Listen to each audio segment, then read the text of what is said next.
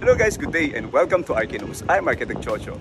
Today we're here again in Congressional Town Center, Tower 2. And nandito tayo ngayon sa 9th floor area, which is the floor level ng ating amenity area.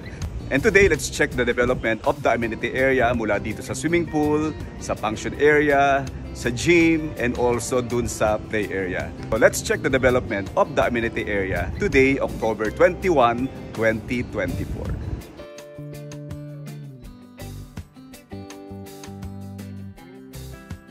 Here dito sa ating background, so ito ngayon yung development ng ating swimming pool.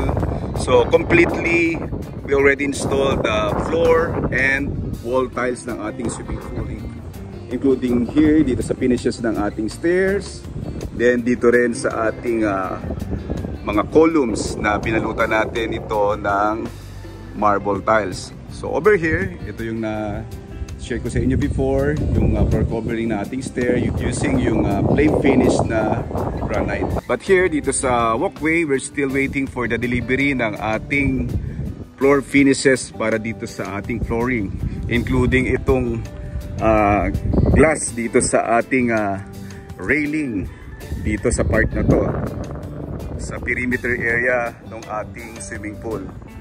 Now, hoping na ma-deliver agad ito para matapos natin itong swimming pool area. But here, yung the last time na nag-update ako sa inyo, wala pa tayong finishes dito sa mga column. Dito makikita na natin yung column treatment or yung surface finishes ng ating column using itong marble tile. Now, over here, tingnan naman natin dito yung development ng ating kiddie pool. So dito, lagi itong may tubig para to avoid din yung cracking, then mag-fill off yung tiles dahil dun sa direct sunlight. Now, ito naman yung ating kiddie pool. This one. So kulang na lang talaga tayo ng mga floor finishes para matapos natin itong ating swimming pool. But over here, dito sa walkway, dito sa ating kisame, meron na rin tayong nailagay na PVC ceiling. So doon tayo, nakapag-install na tayo doon. Hindi siya makita masyado, no? But there, you can see the finishes of our ceiling using PVC. So meron na rin tayong lighting, then meron na rin tayong sprinkler head na naka-install doon sa area. So right here, ito yung ating kisame. Ito pala yung ginamit nating profile ng ating kisame. So ito yung ating PVC ceiling. So wood grain siya. Ito yung ating material na ginamit sa ating kisame. So lakad pa tayo dito sa area. So ito pagka lagyan na natin ng floor treatment or floor covering, mas lalong magiging maaliwalas at maganda na itong area na to. So dito halos natapos na yung ating kisame. Meron tayo naka-install dyan na PVC ceiling. So dito rin, ito marami pa tayong kailangan na tapusin dito sa area na to. So nauna lang yung ating kisame. Yan, di lang siya makita, no, kasi may scaffolding. But fully covered na, or may mga kisame na tayo na nailagay. Yun. So, kompleto na yan. Now, bumalik tayo noong October 25. Ito na ngayon yung actual site condition dito sa area ng swimming pool. Now, ito yung ating area, yung covered area dito sa area ng swimming pool. So, kompleto na yung kisame natin using yung PVC ceiling. Meron na rin tayo mga pill lights na na-install sa kisame. As you see here, dito sa pinapakita ko at pinofocus ko ngayon. Now, ito naman yung part or wall dito using itong ating marble tiles. So here, ito na yung mga wall finishes dito sa area. Then also, as you see here, ito yung mga column natin. Dito, meron na rin tayong nakabit or na-install na mga surface finishes or yung ating mga cladding dito sa ating mga poste. So, dito naman sa side or doon sa right side ng ating structure, kompleto na at malinis na ang ating mga glass, and also yung finishes ng ating mga pintura, then yung louvers, kompleto na siya. So na-final na rin natin yung painting works dito. Malinis na siya, wala na siyang scaffolding, and all glass are installed dito sa right side ng ating structure. Now over here, ito yung updates natin today, October 21, 2024. Ito naman yung angle natin dito sa kabilang side ng ating swimming pool. You can see here, meron din tayong underwater na lighting for the accent lighting ng ating swimming pool. Yan, makikita nyo yung round na lighting fixtures dyan. Hanggang doon sa dulo ito. Ito yung lately na-share ko sa inyo. Ito yung floor covering ng ating stair or hagdan ng ating swimming pool, which is flame finish granite. Then ito na lang inaantay natin, yung floor finishes dito or floor covering dito sa ating walkway. Now over here, dito meron tayong stairs mula dito sa floor ng ating swimming pool walkway going down. Pupunta naman tayo doon sa ating function area. So yung hagdan natin, meron tayong hagdan dito, then we have another one stair doon sa area na yun. So pareho siyang gamit pag-akyat ng ating swimming pool. So ito ngayon yung development ng ating swimming pool area. Right, so pasok tayo dito sa loob ng ating function area. Dito sa entrance ng ating function area, meron tayong portal na finishes na install dito, but still ongoing development. So meron din tayong nilagay dito na veneer na treatment dito sa ating entrance door. Then also dun sa other side ng ating entrance, yan, meron din tayong nilagay na treatment dun sa opening ng ating door. Pasok tayo dito sa loob ng ating function area. Alright guys, so nandito naman tayo ngayon sa ating function area. Tingnan naman natin yung development natin dito. I think nung nag-update tayo dito nung ating finishes or development dito sa function area, it's already 2 months na yata or 1 month, no? But today, I'll update you dito sa mga development ng ating function area. So tara, ikot tayo dito sa ating function area. Now dito, ito ngayon yung development ng ating function area. So before, the last time na nag-update ako sa inyo, wala pa tayong finishes ng ating sahig or flooring. But dito, kompleto na yung floor covering natin. Mula dito sa sahig na ito hanggang dito sa kinatatayaan ko, papunta dun hanggang dun sa dulo, kompleto na yung ating floor covering o yung floor finishes natin dito sa function room. Now, dito naman sa ating kisame, still ongoing yung finishes natin, no? So, we already applying putty dito sa ating ceiling area, dun sa mga cove. Then, we're still working with the wiring ng ating electrical para dun sa location ng ating mga pin lights. So, ito yung development ng ating ceiling area. Now, dito naman sa ating wall area, on this side, itong mga opening na to, ito yung opening ng ating door. This one is the service door going to the kitchen area. Ito naman yung ating main door, itong dalawa na to. This one. Then we have another one, yung ating door dito or main door ng ating function room. So itong function room na to, it can accommodate up to 80 persons. Over this side, ito naman yung finishes ng ating wall. So we have the marble tile. So ito yung surface finish natin. Then also meron tayong groove. Itong part na to, we will paint it. Then yan yung magiging accent design natin dito sa ating interior wall. Ito yung katabi niya na fluted. It's made up of aluminum powder coated na wood grain. Yan.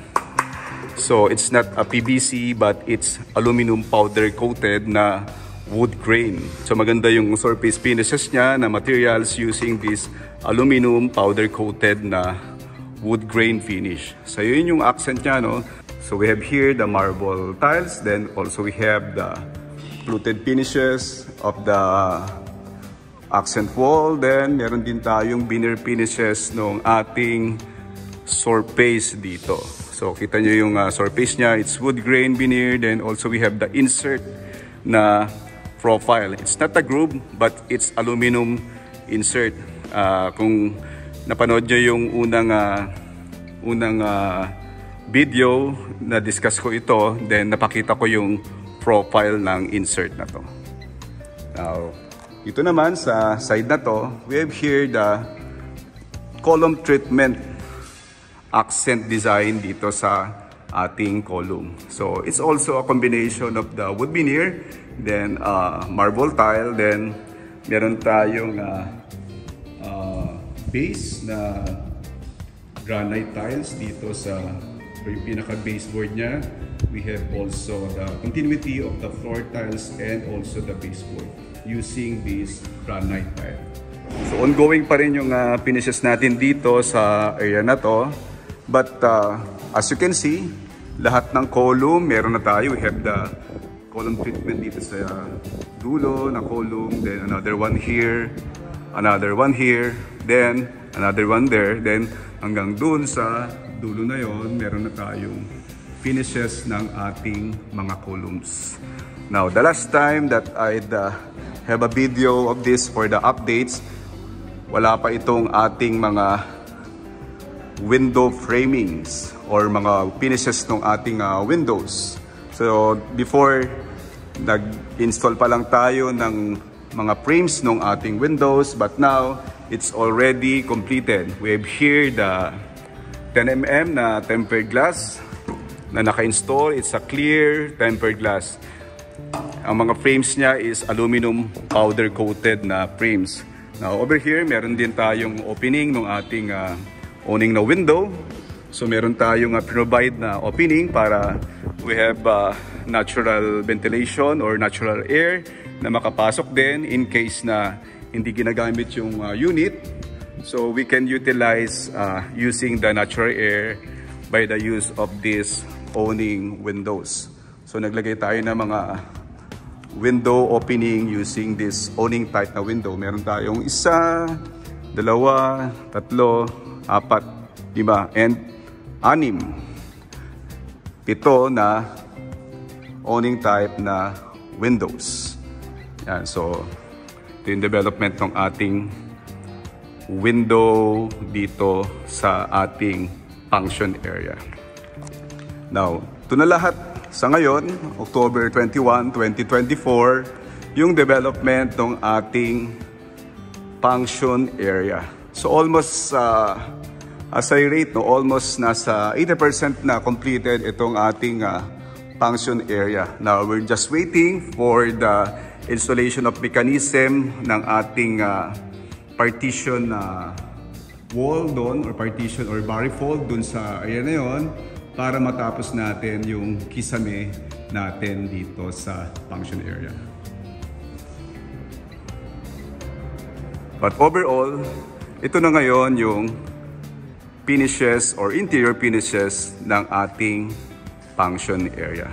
With all the finishes of the floor, the ceiling, the interior walls treatment, the column treatment, and also the windows. They are already installed and completed, aside from the ceiling, which is still ongoing. Alright guys, so ito ngayon yung ating mga development dito sa ating function area or function room. Now, pupunta naman tayo doon sa area ng ating gym para makita din naman natin yung development ng ating gym area. Let's go! Sa ating hallway, ito yung ongoing development ng ating kisame. So, hindi pa tayo tapos. Yan, meron pa tayong mga installed dito na mga gypsum board. We're still waiting for another utility to be installed dito sa area na to para maisara natin tong mga kisame na to. Now, moving forward dito sa ating gym. Ito yung door opening ng ating gym. Ito yung hallway. Then, pasok tayo dito sa ating gym. So far, piniprepare na natin ito para malagyan natin ng floor covering dito sa gym area. But here, as you can see, meron na rin tayong mga wall treatment dito. So we have here the fluted na aluminum powder coated na finish ng ating wall na naka-install na. Yan, so may continuity siya doon sa kisame going down to the treatment ng ating column. So same materials na ginamit natin doon sa function area, but different design lang ang approach dito sa ating gym. So meron pa rin tayong veneer na in-install na column covering, including dito sa ating side ng drop wall. So yan yung finishes so far dito sa ating gym area. Yan, so ito yung ating ceiling finishes, still ongoing. Hindi pa tayo tapos dito, still ongoing development. Tingnan natin sa susunod na videos yung magiging update natin dito sa ating gym. But dito, kompleto na yung mga glass. So naka-install na siya lahat with complete accessories, frames, and also naglagay tayo dito ng dalawang opening ng ating owning window. Yan, para meron din tayo natural ventilation dito na kapag di naman ginagamit and lilinisan itong gym na to, we can open this window para magkaroon tayo ng natural air or ventilation dito sa area ng ating gym. Yan, so we have two owning here, dito sa side na to, then another two owning windows dito sa area ng ating gym. So kompleto na to, then still ongoing, mga floor finishes natin, ceiling, column treatment, then also yung cleaning ng ating mga glass. Yan yung mga susunod na development dito sa gym area.